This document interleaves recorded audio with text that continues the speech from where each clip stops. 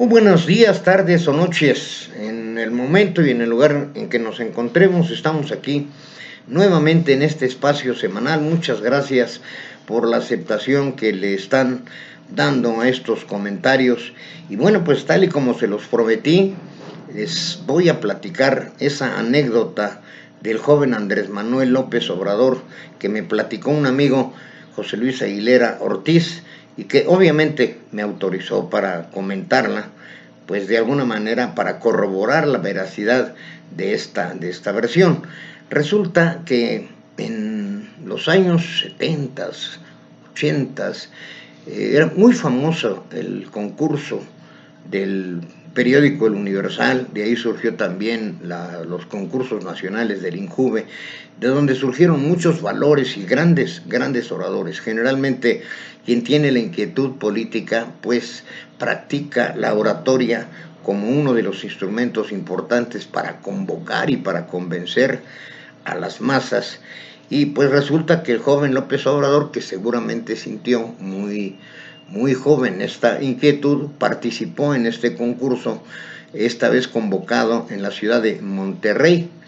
Y pues había participantes de todo el país, y con un jurado pues de primer nivel que no dejaba lugar a dudas el convencimiento. Bueno, pues resulta que el jurado decide que el triunfador es el joven participante de Jalisco y como tal lo proclaman. Sin embargo, López Obrador dijo que él era el ganador. Y aun cuando estaba la ceremonia, pues él insistía que él era el ganador y él dijo a todo mundo que había ganado ese primer lugar en ese concurso. Esta anécdota, porque no llega a ser historia, de alguna manera nos habla de la conformación mental desde entonces de López Obrador. Y no hablamos de situaciones familiares o personales, porque no es el caso de este espacio, sino de su actuación política, porque pues después conocemos, por ejemplo, cuando participa ya en Tabasco y pierde, toma como represalia la toma de los pozos petroleros, después convoca a un boicot para el pago de la luz.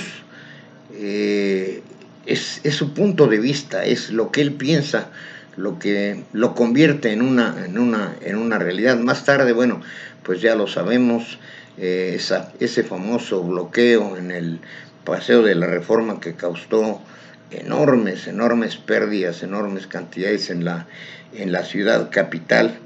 Y como eso hay una enorme cantidad de anécdotas, porque, bueno, pues en aquel tiempo todos eran priistas, surge el PRD como una opción de la izquierda, y ahí se monta López Obrador sin ser realmente izquierdista. Yo no considero que él tenga una ideología marxista o que sea proclive hacia ese sistema político.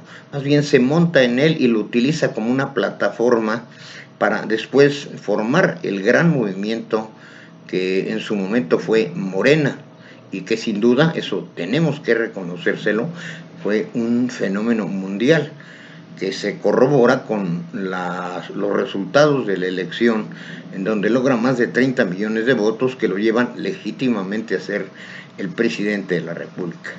Pero ya en la silla presidencial empieza entonces a darse más a la luz esta forma de ser de López Obrador, cuyas decisiones le están costando muy caro al país, ya que pues desde la cancelación del aeropuerto internacional de Texcoco hasta la que se tomó el viernes anterior con la cancelación de los contratos sobre energía limpia, nos hablan de una situación totalmente fuera de lógica, algo que debe beneficiar al país. Por su manera de pensar y de ser, le da al traste. No puede echarle la culpa en este momento al COVID, porque pues bien sabemos que el decremento en la economía se dio mucho antes de que se supieran los primeros casos del COVID allá en China.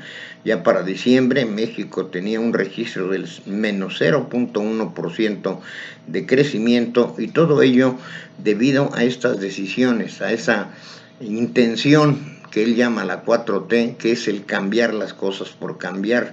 Otra de esas decisiones terribles fue precisamente la de desaparecer el Seguro Popular, que desmantela al sector salud y hace que se haga más crítica la situación cuando viene esta pandemia, pues no teníamos manera de hacerle frente. Y todo esto por cambiar un sistema que internacionalmente había sido reconocido por lo que él llamó el INSABI. Y ahí vemos otro de sus aspectos en su conformación mental. Tiene una idea, la lanza, y sin que haya el análisis, la proyección, toda la estructura y logística que debe haber, simplemente cambia porque cambia. Las cosas tienen que ser como él dice, y pues ahora lo sabemos, incluso su propio equipo de trabajo ya se queja de la manera en que es tratada, muchas veces exhibida, situación que pues no pocos deberían de rechazar. Está el caso del secretario de Hacienda, que dignamente y a la primera de cambios presenta su renuncia, y antes, para que no hubiera problema, pues la hace pública. O el caso de Germán Martínez, quien también vio venir el desastre y renuncia al Seguro Social. El resto tiene que estar ahí pues aguantando lo que ya dentro de los corrillos políticos se conoce con una situación enérgica, a veces hasta grosera, lo señalan en el círculo cercano a él, y pues tal vez ese carácter se esté agriando por los malos resultados que está logrando. Ya ve usted cómo ha tenido que echar atrás muchas de las cosas que dijo en campaña, entre las más notorias, el regreso, que en realidad nunca salieron de la calle los elementos del ejército, pero en la calle con la consigna de abrazos no balazos, pues equivalía a estar complaciendo a los delincuentes.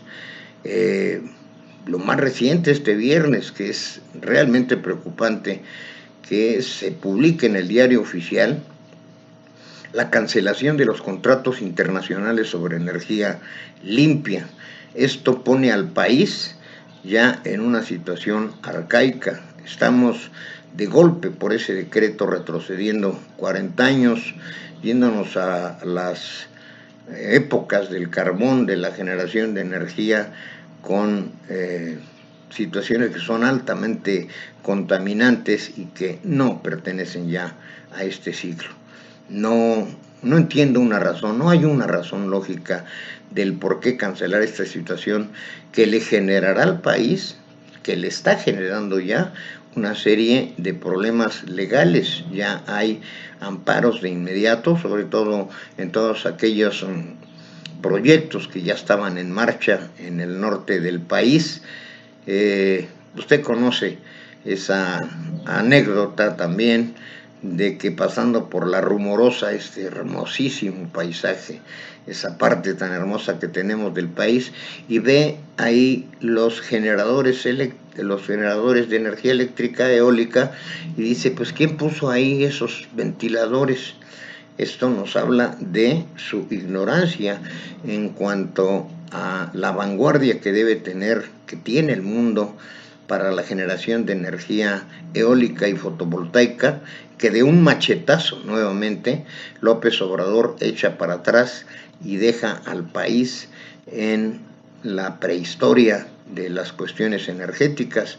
Quién sabe si esto tenga algo que ver también con ese contubernio y esa protección que ahora le regresa a su mentor Manuel Bartlett. Pues ya lo dije, Bartlett fue quien le dio su primer empleo en la Profeco y lo ayudó en toda su carrera para impulsarlo a llegar a lo que es ahora.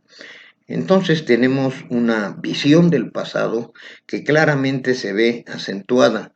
Otra característica es el tratar de ver enemigos por todos lados.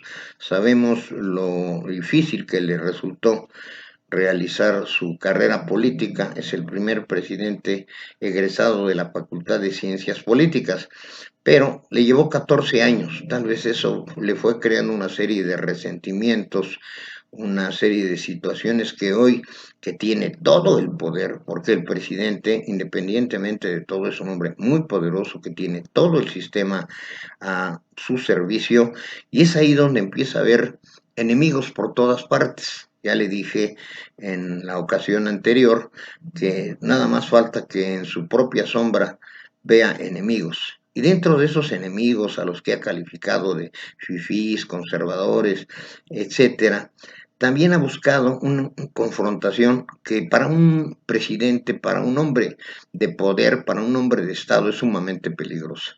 Enfrentarse con la prensa.